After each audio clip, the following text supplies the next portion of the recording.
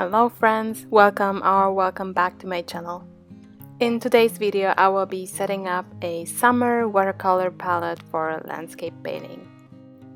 This summer I would love to do a little outside painting and use watercolor in a more loose and expressive way. I now know that I don't enjoy drawing or painting cityscapes and rather prefer landscapes with small houses in the distance, so this is my main consideration when choosing my colors. I wanted to have a good range of greens, blues and dark tones for some dramatic skies. If you want to see what I mean by that, stick around until the end of the video. In the second part of the video, I will be doing a demo landscape using a random photo from Unsplash and the colors from this newly set up palette. As for the color choices, I swatched a few that I knew I needed in this palette and a couple of colors that was similar, like the New Gamboge and Queen Gold, or like the Raw Umber and Guillotite.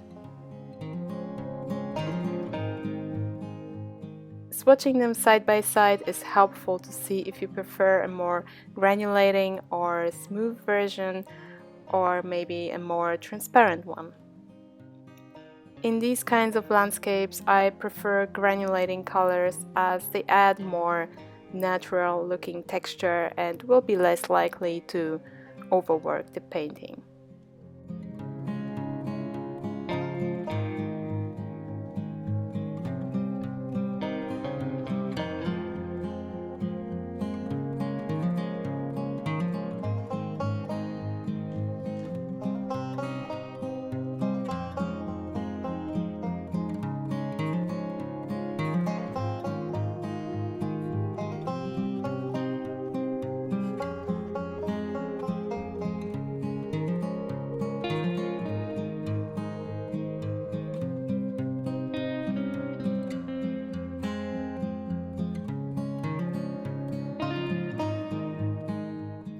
I also swatched two different burnt siennas from the Aquarius range. As you can see from the swatches, one leans more towards orange and is really smooth. The other one is more red and granulating. For this particular palette, the one with granulation and a deeper tone will be more useful. If I wanted to do a lot of layering, I would go for the other burnt sienna. As for this burnt umber from Van Gogh, the swatch dried bit dull and the paint was not as pigmented as I wanted it to be, so I decided to try Van Dyke Brown from Winsor & Newton. This one is much more intense, and in my final palette I ended up using Van Dyke Brown from Van Gogh because I already had it in a half pan and the color was intense enough. This olive green from M. Graham rewets beautifully and is such a joy to use. However, the color itself is more suitable for a fall or winter palette. Aquarius green is such a gorgeous granulating green. It's my favorite green, so it will be definitely included in the final palette. I would choose this color for all seasons as it is vibrant and muted at the same time. Paired with green gold, it will create a wide range of greens.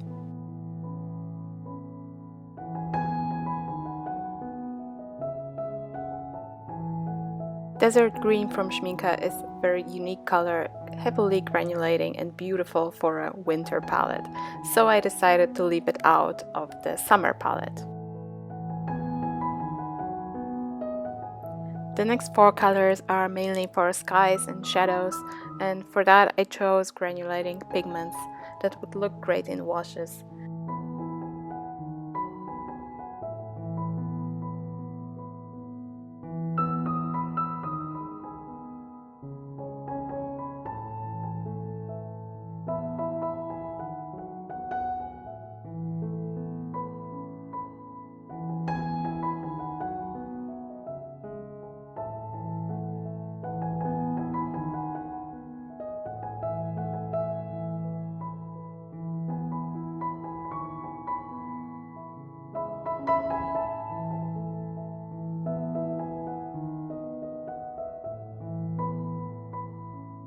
The last color is Potter's Pink that I haven't included in the palette yet, but might give it a go if I feel like I really need it.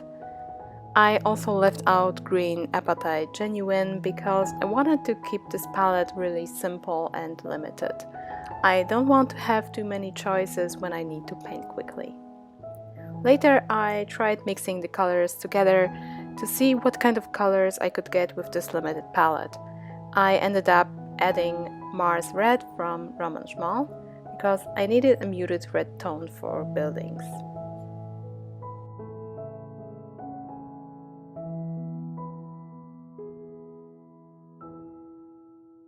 Now it's time to test the palette in a quick landscape painting. I'd like to get a few of those done before I actually attempt painting outside.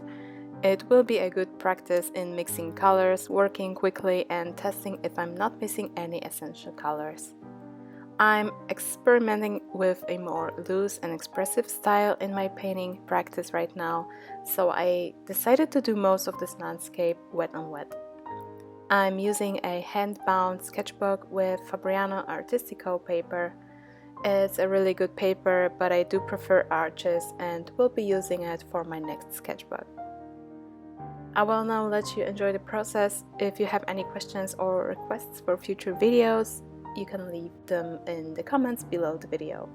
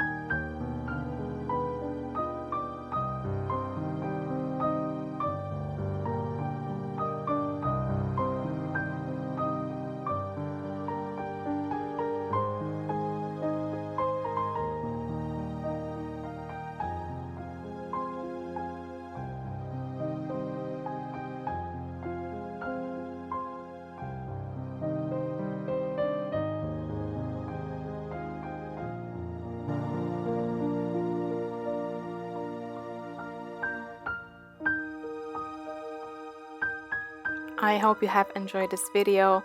If you did, please leave a comment and a like, and I will see you soon for another one.